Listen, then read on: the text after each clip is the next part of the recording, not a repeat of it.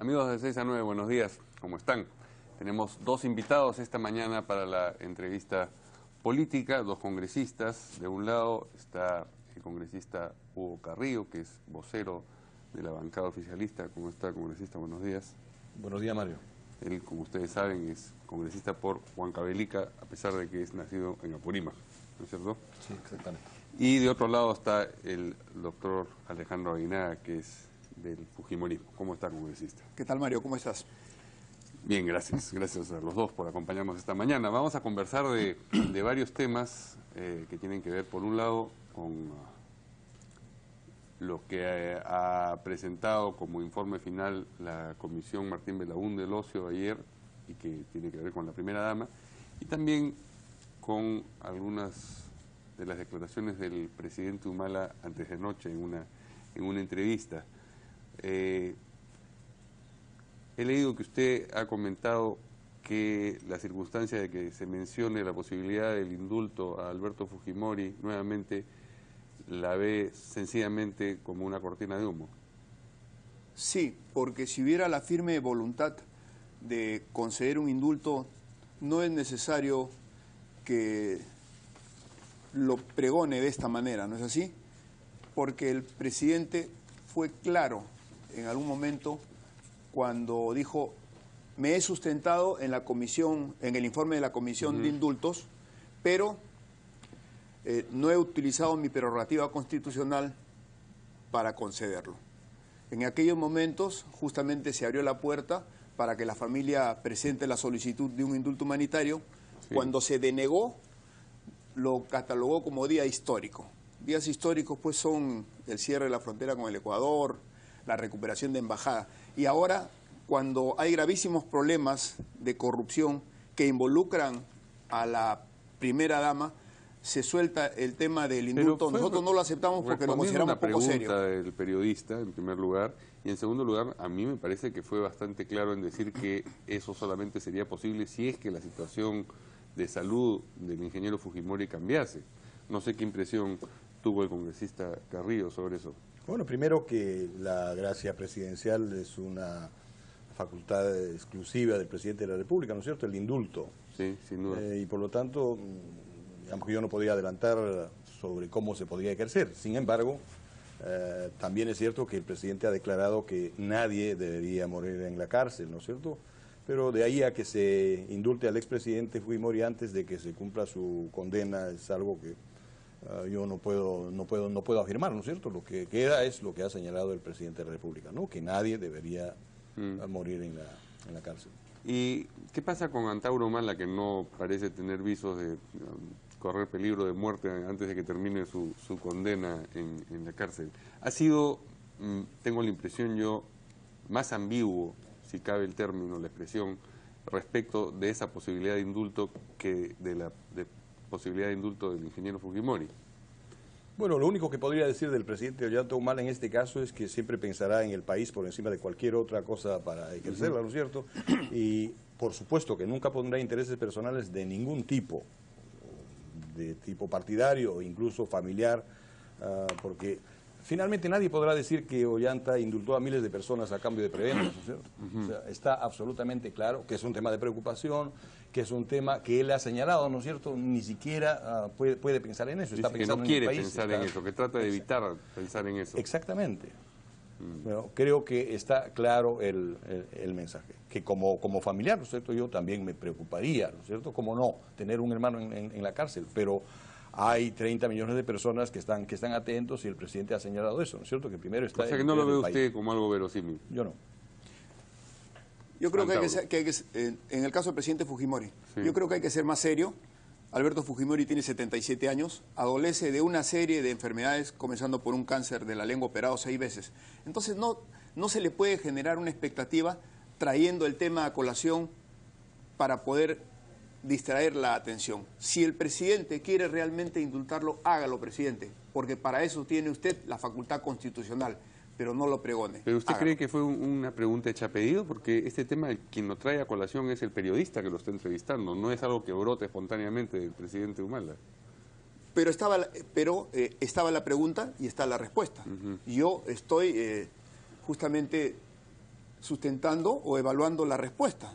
Entonces la respuesta para nosotros era innecesaria de generar una suerte de expectativa, sobre todo por lo que es Alberto Fujimori y por lo que ya pasó. Si quiere, reitero, él dejó abierta la puerta de que no ha usado su facultad constitucional, úsela y no comente tanto y saque su resolución de indulto. ¿Y qué nos comenta sobre la posibilidad de que indulte a su hermano Antauro? ¿Usted lo ve tan poco verosímil como el congresista Carrillo? Mira, los antauristas se consideran víctimas de esta situación, ¿no? Se consideran a su líder víctima de esta situación y las agendas explican claramente, ¿no es así?, cómo se ha hecho un lobby judicial para extraer a Ollanta Humala del problema Madre Mía y del problema Andahuaylazo. Ahí están los contactos con los vocales, con lo del Tribunal Constitucional y, lógicamente, ¿quién pagó pato de todo ello? Antauro, que se quedó solo. Entonces, ¿qué cosa cree que no va a haber el tal indulto? Se desprende de lo que está diciendo usted, ¿no? No sabemos qué es lo que va a decidir el presidente, pero en todo caso, si ha tomado una decisión, bueno, aplíquela. ¿Qué impresión tienen, trasladémonos al Congreso ahora, de el informe, los dos informes, porque hay una mayoría y una minoría, evidentemente, de la Comisión Martín Belaúnde Locio? ¿Cree usted, congresista Carrillo, que se ha excedido la comisión al involucrar en la recomendación de investigación a la señora Heredia? Don Mario, yo estoy bastante desilusionado, digamos, por el comportamiento de esta comisión. Tenía una ligerísima esperanza de que la presidenta de esa comisión tuviera mucho más juicio respecto a este tema. Yo he aprendido en el Congreso de la República que hay un reglamento. Ese reglamento ha sido incumplido, porque la solicitud para la conformación de esa comisión fue hecha, entre otros, por el señor Mulder. Luego, él incumple el reglamento y se inscribe, ¿no es cierto?, como miembro de esa comisión. Primer hecho. En segundo lugar, con ellos, precisamente, yo aprendí un término que se llama debido proceso, porque me permití asistir a una sesión en la que se le hacían algunas interrogantes al expresidente Alan García Pérez. Sesión en la cual él decía que Chinguel era un hombre pueblo, y ponía las manos al fuego por Chinguel. Precisamente esa es una de las sesiones que fue anulada, ¿no es cierto?, por un expediente emanado desde el Poder Judicial. Y entonces allí aprendí yo que hay un debido proceso, que aun cuando son temas de naturaleza política, tiene que haber un debido proceso. Y en este caso, pese a que la presidenta no solo es una connotada abogada, sino que además tiene condición de notario, es sobresaliente, ha permitido que no exista un debido proceso en esta situación. Es más, sí, ¿no es cierto?, se le ha invitado y se le ha pasado a la condición de investigada por supuestos que debieran ser investigados posteriormente. Serán las circunstancias las que determinen si cometió ilícitos o no. Ahora, la defensa de la señora Heredia presentó un recurso a propósito del trabajo de la comisión que tiene que ver exactamente con los aspectos que usted menciona. Y el Poder Judicial, en primera instancia, por supuesto, esto tiene que apelar, ha denegado ese recurso. Primero le dijo que lo corrigiera, que lo precisara, y una vez que lo precisó le ha dicho que no, de manera que, por lo menos desde la perspectiva del Poder Judicial, no hay un problema con el debido proceso. Sin embargo, sí, ese debido proceso debiera señalar, ¿no es cierto?, de qué se le acusa. Se han preguntado en la comisión, la presidenta ha permitido que se pregunte de qué se le acusa, o es que la comisión no acusa, la comisión recomienda investigar. Así es. De manera que no Pero veo cómo en cualquiera de los casos, sí, la comisión debiera recomendar sobre un determinado indicio razonable, ¿no es cierto? ¿Y cuál es ese indicio razonable? Para que la pasen a condición de investigada, simplemente se señalaba que asuntos que se investigarán en forma posterior. Y entonces, lo que ocurre con las comisiones es que finalmente esos indicios razonables son informados, son recomendados, ¿no es cierto?, al Ministerio Público para la continuación de la investigación. ¿Sobre qué se está recomendando? ¿Cuál es el supuesto ilícito? No hay ninguno. El supuesto ilícito en el que están involucrados todos es lavado de activos con dinero que vendría de una defraudación tributaria. Eso es lo que ha afirmado la comisión, pero la comisión está integrada también por un miembro del fujimorismo que forma parte de la visión mayoritaria de esa comisión, de manera que nos puede contar o responder a las inquietudes del congresista Carrillo. Mira, acá, Mario, hay dos escenarios claramente establecidos. Las cuestiones de forma y de fondo. La defensa, hemos escuchado al señor Roy Gates tocar simplemente cuestiones de forma. Presentó un habeas corpus porque decía que no había debido proceso, una serie de situaciones que generan para evitar justamente ir a la justicia, contraviniendo lo que señaló el presidente de la República a inicio de su gobierno, que nadie tiene corona. Bueno, pues nadie tiene corona. Entonces el habeas corpus lo han denegado, porque el Poder Judicial ha encontrado que hay un debido proceso, que no hay violación de las garantías constitucionales que puede tener cualquier ciudadano. 2, dijo que no es funcionaria pública. Efectivamente, no es funcionaria pública, pero las acciones han demostrado con el tiempo que usurpa poderes. Cuando le ha aparecido estas agendas con estas cuentas que llegan a los 5 millones, entonces comienzan, no es funcionaria pública.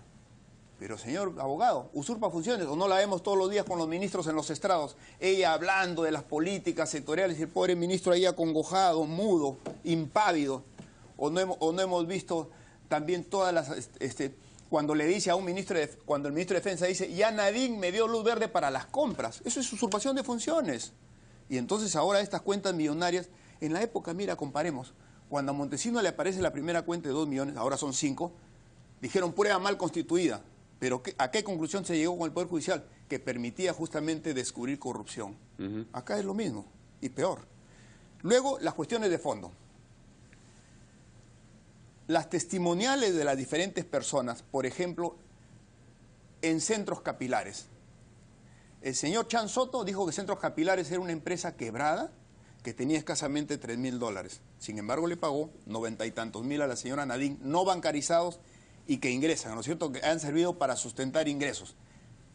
Luego, Todograf. Capilares le pagó 90 y tantos mil, claro. Palma Aceitera 50 y tantos mil, y el diario de Venezuela, otro tanto para cubrir los $217.000 de la cuenta. El señor Martín Belaúnde del Ocio ha dicho que son contratos simulados. Los manejos económicos de Todograf, que ha habido pagos en efectivo, una compra de empresas que no se bancariza y que lógicamente van a engrosar el capital de la persona. Pero la pregunta es cómo se vincula eso con Belaúnde del Ocio. Por ejemplo, lo de Todograf. Pero Belaúnde del Ocio es el que formó Todograf con Chan Soto y luego se lo venden. ¿No es así? Se lo venden a... Y la presunción entonces es que lo que habría obtenido Belaúnde del Ocio, digamos, de contratos para sus clientes con los gobiernos regionales, ahí es una contraprestación. Es la usurpación de funciones, pues justamente que las testimoniales lo vienen señalando.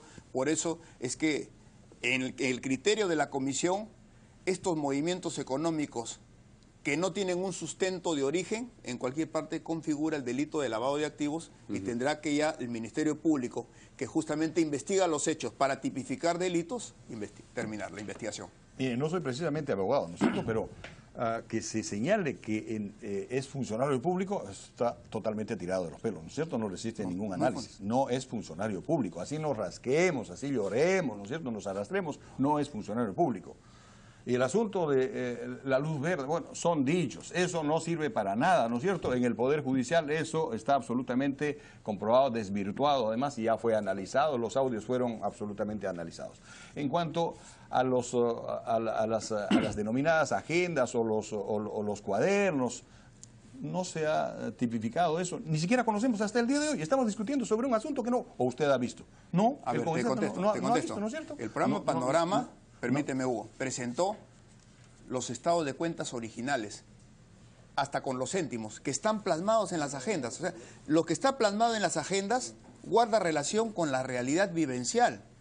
Está la parte económica, está la parte de los lobbies en el Poder Judicial y está los viajes, que están corroborados con los movimientos migratorios. Si eso no es Tendrá que investigarse, pero lógicamente son indicios razonables. A ver, yo me remito, ¿no es cierto?, a la gente que ha conocido estos materiales y la investigación que ha hecho, por ejemplo, la República señala que hay evidencia que se han identificado hasta 4 grafías distintas en estos materiales. ¿De qué estamos hablando? Sí, pero la entonces? República cita fuentes, digamos, sin precisar, ¿no? Digamos, eso tampoco puede ser esgrimido como un argumento. El señor David Quintana se presentó ayer en la Comisión de Fiscalización y señaló claramente el conocimiento de las agendas.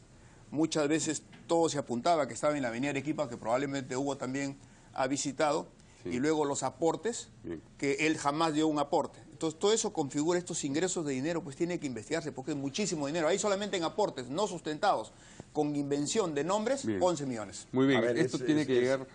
Pero es absolutamente curioso, ¿no?, que los Tenemos agentes que contra el gobierno terminar, tengan verdaderos prontuarios. Me habla del señor David Quintana, me habla del señor Gutiérrez, del señor Paredes Terry, ¿no?, que pertenece a un grupo que se llama Patria para Todos y es neosenderista, un poco más, y también vamos a recibir seguramente denuncias de Oropesa, ¿no? Pero estaban en tu gobierno, en tu partido, Caballeros, estaban en tu partido. Tenemos que terminar la entrevista. Esto, de todas maneras, va a llegar al Pleno. ¿Tienen ustedes idea de cuándo se va a votar en el Pleno el informe? Bueno, la comisión presenta y el Pleno pues tendrá que programar, debatir el informe, ¿no? Y he Esperemos leído sea que lo hay antes un posible. informe en minoría también, Sí. sustentado de manera singular, entiendo, por el congresista Gamarra, ¿no? ¿Y el congresista de Perú Posible no ha firmado con el informe de minoría? Creo que sí. Ayer por lo menos posó en la foto Bien, con la comisión. sí. Muy bien, les agradezco mucho a los dos congresistas que nos han acompañado esta mañana. Evidentemente este tema tiene para rato, aun cuando sea votado por el Pleno, se seguirá discutiendo e investigando sobre el asunto. Bueno, les agradezco mucho. Buenos días.